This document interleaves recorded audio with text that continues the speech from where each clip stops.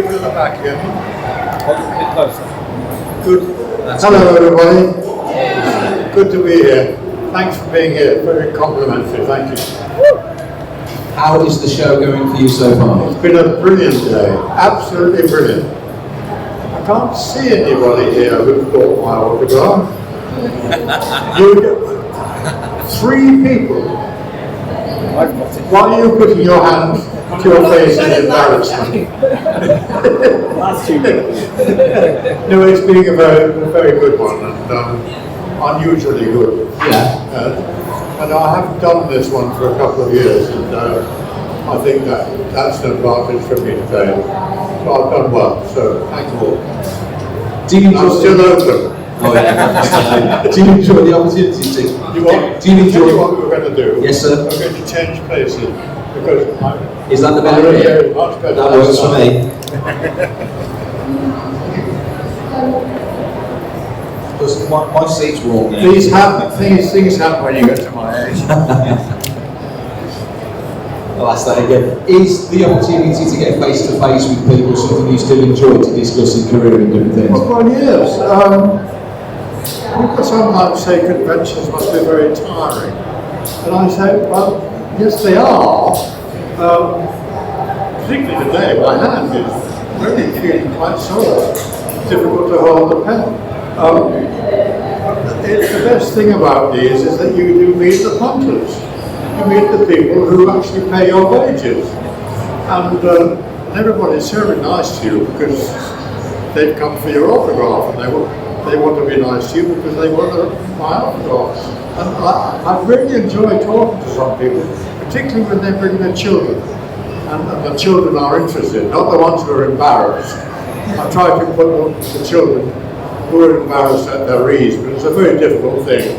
And I'm a big man, I've got a big voice, and sometimes they go very shy. But I love talking to families.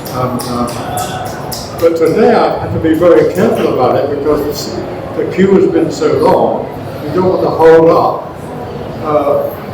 Poor people who are waiting there for half an hour already. You think, my God, it's going to be another half hour before they get here. So I'll have to be a bit careful today. But I've enjoyed the day. No, the sun's come out. God, it's supposed to be raining today. You've been in a lot of different films and a lot of different franchises.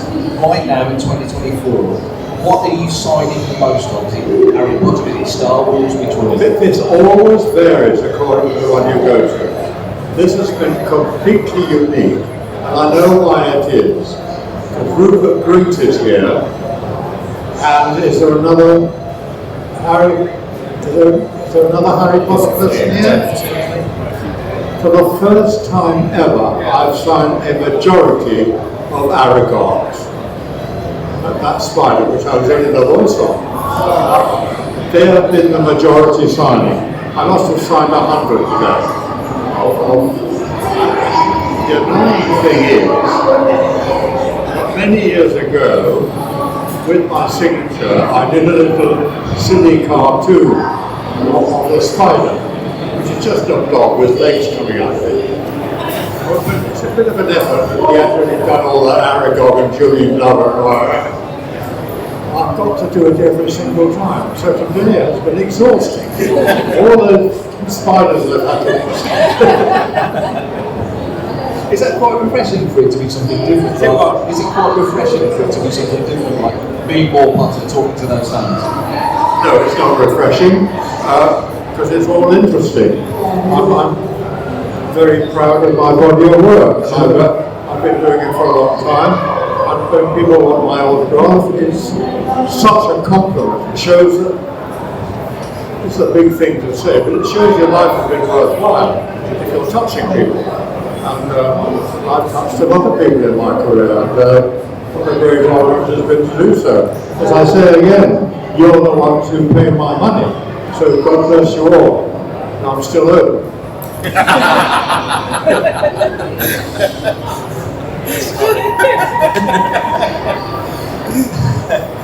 Of those characters, To people who might not know your body of work, your complete body of work, there's certain characters that are prominent, let's say, that would bring people to a convention like this. But of the characters that you played, and of everybody you've played, you say you touched a lot of people with your performances, but which performance has touched you the most, has stuck with you the most? It's a difficult question to answer because I'm primarily a theatre actor. I've just been tremendously lucky in that I've done these major big franchise movies as well as my theatre work. I should say that King Lear in the theatre wasn't my favourite. I've had quite a lot of favourites in the theatre, and which I remember with great affection, which I won't bother you with. Films, Indiana Jones and the Last Crusade, certainly my favourite major film. It's a fantastic part. And what a death. Pretty good. I've got a story for you. Some of you may have heard it. When we were preparing for that film, I was pulled off up to Pinewood to their modelling office, and they made like a death mask of my face out of plaster of Paris, so that they could work on it on the death scene, getting older and older and older. And it had various stages of bits of rubber and things on my face. And it was quite a complicated thing. And by the time they'd finished with that, they'd gone onto the model on the floor, I looked about 284, and so we finished the film, and the props department came out and said, "We don't want this, do you want it?" And I said, "Oh no, thanks very much, good memento." And I went home, went through the door, good, finished the movie now, and it's all wrapped up, and look what I've got. She said, "Christ, Julian, that's horrible. That's really horrible." I said, "No, but it's fine." She said, "Put it in the garage." Being an obedient husband, I did so. A few weeks later, months later, we were clearing out the garage, as one does, and I found this in the corner. I said, "Oh, God, still got this thing." She said, "Julian, it is disgusting. I can't bin it, get it out of the house." So, being an obedient husband, I did the same. About 3 years later, I was in America, Atlanta I think it was, and I was talking with one of the dealers. I told him this story, and he said, "You binned it. You put it in the trash." I said, "Yes, I did." My wife, she said, "Julian, if you had that with you now, I'll give you $35,000 for it." Never throw anything away. You mentioned Indiana Jones, and a character like Walter Gunvin was a fun to play, based on the wide scope of his story across the film, from starting out as effectively Indiana Jones's friend to being an American Nazi to almost turning his back on the Nazis for his own end goals. Well, he didn't turn his back on the Nazis. He took on the Nazis because he wanted the money they could give to him. I rather liked him as a character. And I always say, what wouldn't you do for the secret of eternal life? So you kill your mother. And I don't exaggerate. It's a big old step, having eternal life. And the argument about whether you want eternal life or not, whether anybody wants eternal life, what a nightmare that would be. But that's another argument. But Indiana Jones, Walter Donovan, wanted that secret, and well, he got it. He's the only person, in fact, in movie history to have shot Sean Connery dead. Then the bugger comes back to life again. That was such a hit film. I think it was the biggest hit film worldwide in '89, and you get to work with Spielberg, who's a legend in the business. How was he to work with and work for? Absolutely wonderful. Spielberg is so in love with the cinema. He uses every possible source he can to inform his own films. Several times when doing it, he'd ask me to do something. I can't remember what anything now. Why am I doing that, Steve? And he said, don't worry about it. Spencer Tracy did it in such and such a film. And I'd like to have it in my movie. Because he knew films that well. He knew how to do everything on the set. The only thing he didn't know how to do was act. And he said that. That's why he was a great admirer of actors, particularly I hope good ones who would could understand his direction and do what they were told. He has great charm, wonderful sense of humour, is so kind to everybody on the set. Quite often he'd take over the camera and do all that himself. Or he'd put the lights up and say, no, I don't want that, I want, they're not quite, I want this.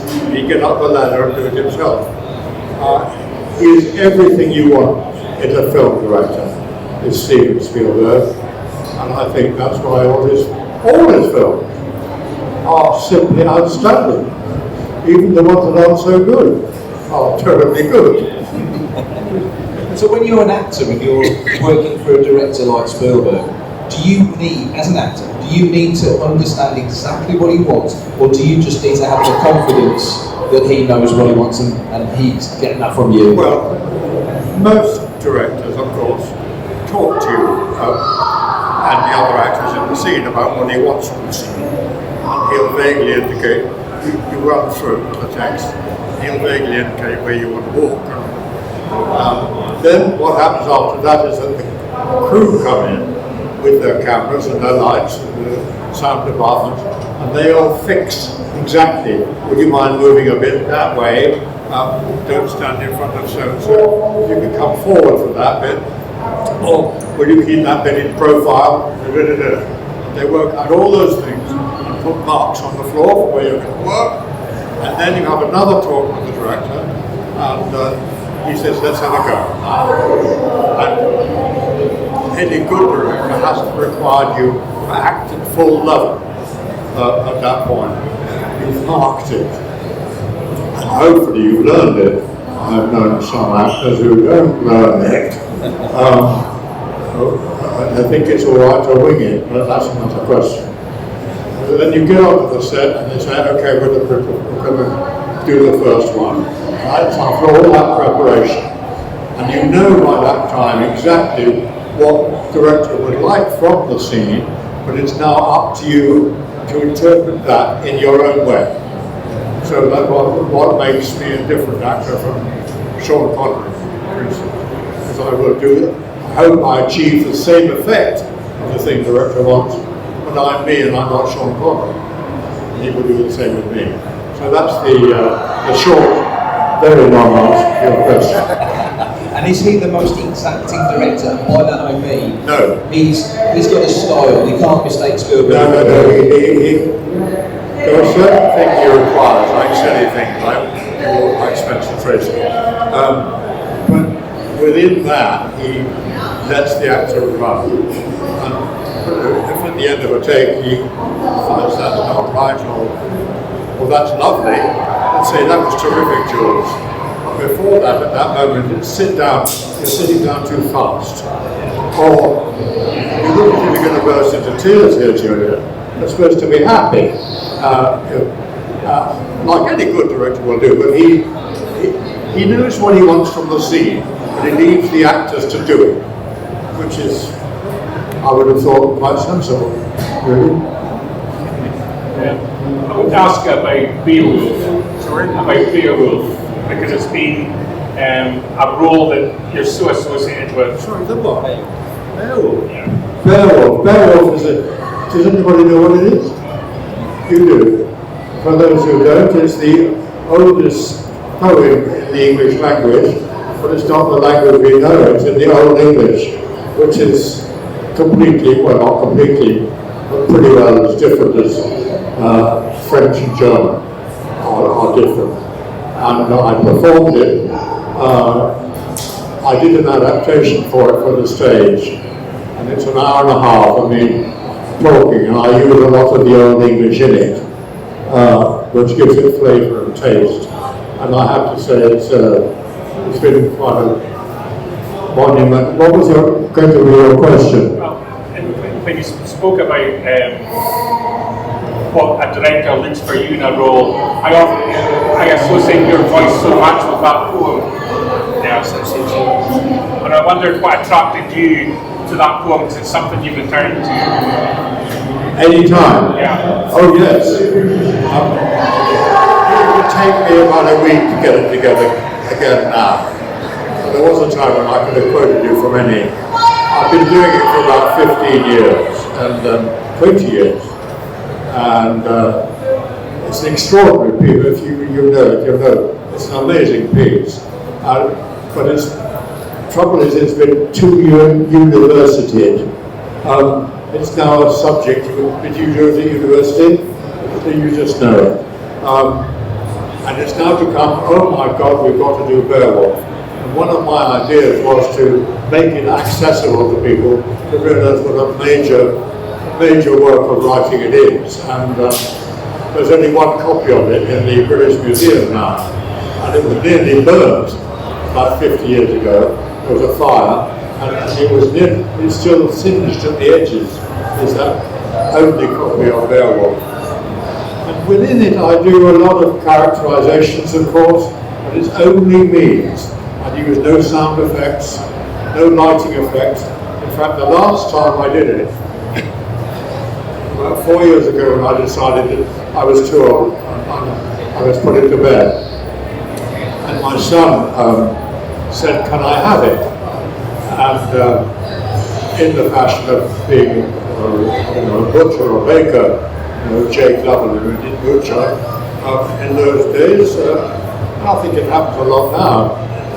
The storyteller called Scott would take over from his father, and his son would take over from him and his list of stories, which he had lots of, and go from house to house to house doing those stories. Anyway, to finish it off, I took the little theatre at the Globe Theatre, which is a beautiful little theatre which doesn't have any electric lighting in it, only candles, and I took that for Sunday, and I did the show in the afternoon, which went fine. In the evening I did the show, and Beowulf, our great hero, dies about 10 minutes before the end of the story. And in this performance, I died on stage, when I normally go die for a good little while and then carry on with the story. But on this occasion, I died on stage, and my son was in the audience, and he picked up the story and walked onto the stage telling the story. I tell you, there wasn't a dry eye in the house. It was such an extraordinary, unexpected moment for everybody, except for us two. So it was a lovely way to say goodbye to the show. Jamie hasn't had the chance to do it yet. Thank God he's too busy. Hasn't had the chance to learn it, because it took me a year to learn. That's wonderful. We've been given the wrap-up sign, but thank you so much for joining us. It's been wonderful hearing from you. Julian Glover, everyone. Thank you.